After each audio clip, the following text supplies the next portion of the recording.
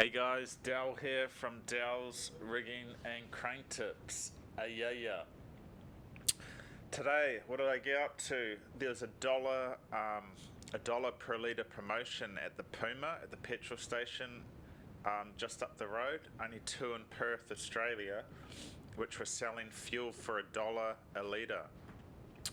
Now, as I sat there for 3 hours trying to work this out, 3 hours of my hourly rate at work plus the price of fuel, $1 a litre, I probably wasted like $250 waiting there that long. You know what I mean? So was it worth it? No. Did I do it? Yeah, I did. Because sometimes you just got to do things to see, just to check it out. I got $1 a litre diesel in my truck, in my Nissan Navara. That's what I drive. There's probably bunchies out there with different utes going, "Oh, bro, that's what homosexuals drive." Nissan Navara's all right, man. They go all good. It's done good to me. It's got me from A to B. But yeah, 3 litre turbo goes all right, the old school style. But when I get some more money, I'll upgrade. Anyway, on today's episode, how you know you're in a toxic company. A toxic company. Oh, toxic stuff on your company. Now, how you know in a toxic company? I've been in a few. Like I've said, I've been in a few different companies, man. I've jumped around. I've told you before that, just after a few years, I get sick of people's faces. It just happens, and so I've jumped around a few. The place I'm in now is pretty good. They look after me, and it's not that very often that you find a place where they actually look after you. Like, you actually like, man, I want to stick around. So that's always a good thing. If you can find a company like that, man, why wouldn't you stick around? You know what I mean? So how do you know? These are the questions. How do you know you're in a toxic company, and how to avoid them? What you should do. These are the tips, all right? I go up to work tomorrow, so we'll have some actually full-on tips coming up, some physical tips, chains, slings, cranes, we'll do that. So this is the side where I just talk to you from my office, all right? So toxic company. A good way to know before you go into a toxic company, if it's too late, if you're on now, we'll talk about that later, but a good way to know if you're in a toxic company is, or before you go into one, is ask some of the guys, like if you spend a day there or if you're in the interview with your boss, how's the turnover? How much staff have you had in the last 6 months? How much staff have you had over the last year? Now you could probably find that out through Facebook. There's a lot of operators pages, and you can just ask the question, how much is the turnover? Because if they've got a high turnover, it's a red flag signal that why are so many people leaving this job? Why? Because it's probably a toxic company. It probably sucks. They're probably doing a shit job. They probably treat their employees like shit, and so that's probably one, man. Do you want to be a part of it? Well, you can be if you want.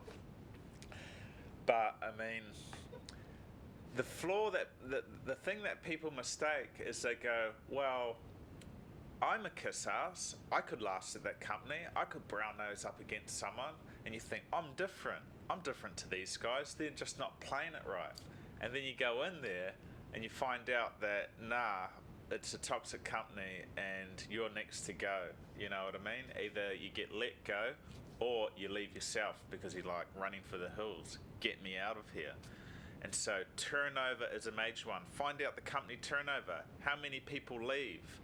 And that's a key indicator if you're in a good company. If no one's leaving, you know it's good. Now, look, I only talk good about companies on this page, so I'll never diss a company because I don't believe in that. But Frio and Kwinana, they didn't have a high turnover. There was lifetimers there. There was guys who are 60 years old and stuff like that who have been there for 20 years. It's because the guy who runs the place, Mike, he's a good manager. He runs it well. He speaks professionally. He never raises his voice or yells around the yard or throws his hands up in the air. And that's why people stick around. The pay's all right. You get a good range of cranes, and the work's easy. One lift a day jobs and stuff. If you're on the right cranes, industrial lifts. You know what I mean? So that's the difference. Where there's another place I've been where they had 40 staff in 6 months turnover. You know what I mean? And when I was there, I was like, man, I was thinking, nah, I'm different. But it's like, nah, I wasn't different. This place was terrible. It was a horrible place to work. And which brings me to the next part of how you know in a toxic company. Well, it's not how you know, but what creates one is your manager's actions. Whoever the manager is, the manager might be the boss, but the manager might be a manager. And it comes down to him. What's he like? The most toxic place I worked, the manager was horrible. Nice to your face, but if he stuffed up, he would blame us workers to the boss. So he would say it was my fault, or if he gave us the wrong directions, I'd get there in the work the next day. The boss would be like, "Oh, you stuffed up there," and I was like, "The manager told me to go there." Or the manager told me to put the keys there, and now the rain came down and smashed your remote keys. Like, you know, but I mean, I should have said this stuff, but you just bedazzled by the cheek of this guy. Like, he was blaming employees, and all the employees knew. And a guy warned me. He goes, they've had 40 staff in the last 6 months or a year, and then, like I said in this whole video, I thought I was different. Nah, because I've never been, fired from a place. I've always got on with the boss. I can make this happen. And sure enough, I got to the day where I snatched it.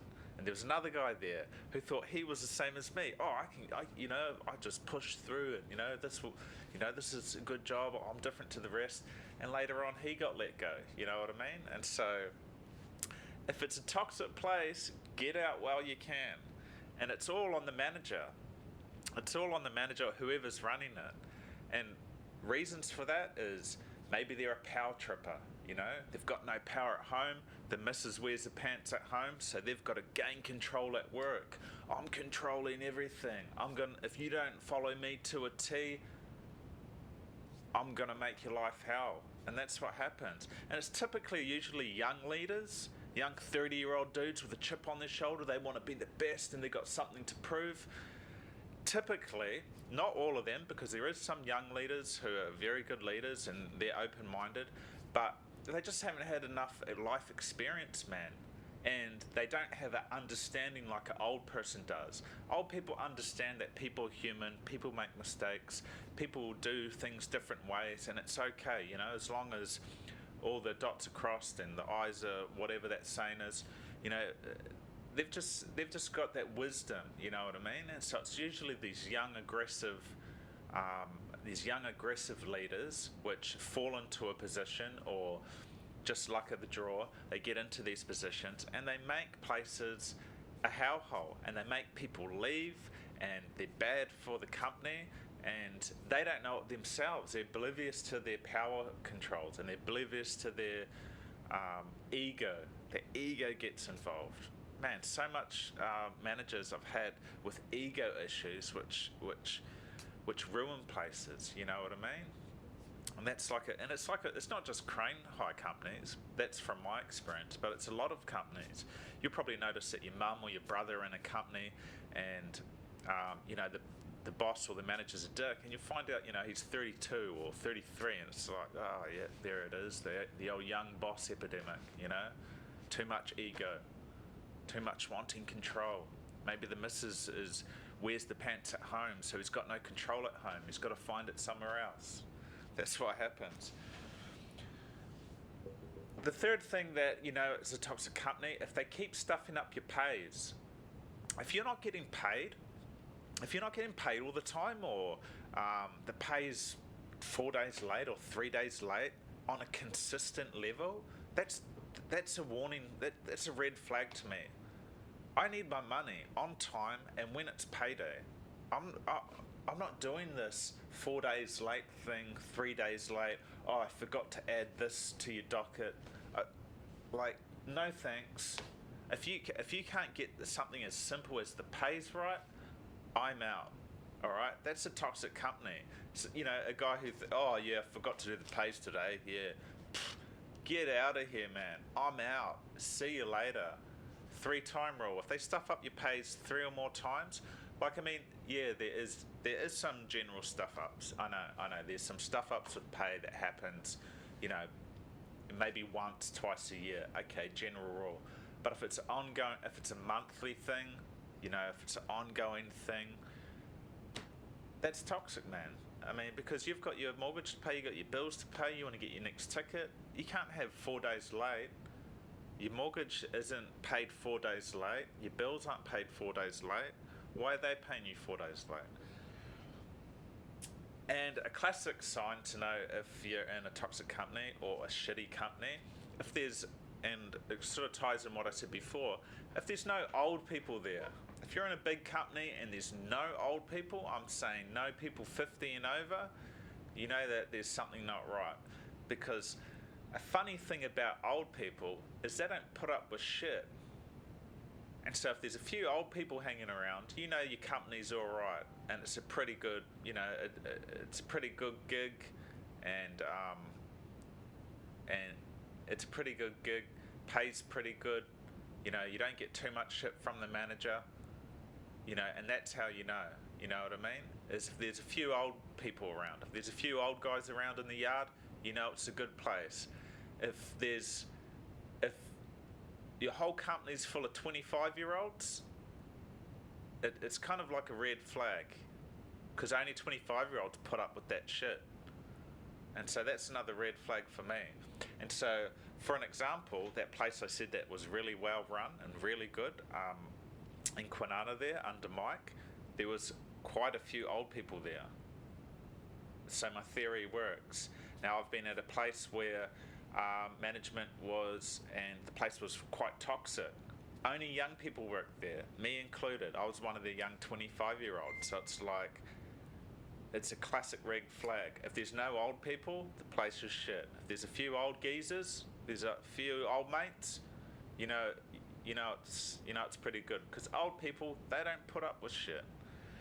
So if you're in a toxic company, and you find yourself that you're in, if you're not getting sleep 3 days a week because, man, your manager's just such an arsehole and stuff, find another job, preferably closer to home. The science is true on that. Closer to home jobs make you feel better. If you're traveling an hour away and you're getting paid heaps more, but you're unhappy, your happiness is more important. Get a job that's closer to home, all right? But change jobs. Preferably, you do it first before they fire you. If it's really toxic, they try and get rid of people because the boss is like, oh man, you know, it's all about me and my ego. Let's get rid of this guy. So you need to make the move first, all right? You need to move, but find another company first. Don't just leave. You got to do the monkey trick. A monkey grabs onto a new branch before he lets go of the old branch, all right? So grab onto a new company, all right? And then let go of that toxic branch and leave all the other monkeys behind. That's what I'm saying. I've had to do it before. Or if I didn't get my own way, like if I didn't get a pay rise after a year and a half, I got to leave, man. But everyone to their own. I know there's bills and there's mortgages and there's debts you've got to pay. It's a hard thing. But look around, do it on the low key. And number one thing, don't tell anyone at the company that you're thinking of leaving or going. Don't do it. It's hard for us humans to keep secrets. I know, it's right at the tip of your tongue. Your mate's probably going, yeah man, I'm thinking of leaving. And you just want to say back, yeah, same, I've got this job. Don't do it, man. Don't do it. Don't ever say you're leaving, because that could hit you in the ass. Words and rumours move really fast in a crane company, and if you want to get experience on a bigger crane or at a different site, get an induction to a site, you might be stopping your chances, because if the boss finds out you're leaving, they're going to make your life hell for the next month. And if you don't have a job, if you just say you're leaving, your next 6 months or a year, you could be on the Tom Thumb for a year getting all the shit kicker jobs because you opened your trap and said that you're leaving. So don't even say that you're leaving. Don't say it. Trust me. So that's toxic company. Toxic companies. High turnover. Red flag. No old people. Red flag. stuffing up your pays all the time, red flag. Young manager, like 30-year-old manager, red flag. Those are all the red flags. There is exceptions with young managers. There are some good young managers. I know there are. And there are some really bad old managers. I know they are, you know. I'm not painting managers with one brush here. I'm not saying that. There are some good young managers. But in my experience, the majority of young managers, they haven't got out of their nappies of life yet. They're still ego-driven. They still don't understand people properly. They still don't have no understanding of how people work. And it's ego and it's power, and they're usually quite controlling. But there is exceptions, all right? Don't take my word for it. But those are the red flags. No old people, red flag. High turnover, red flag. No pay, red flag.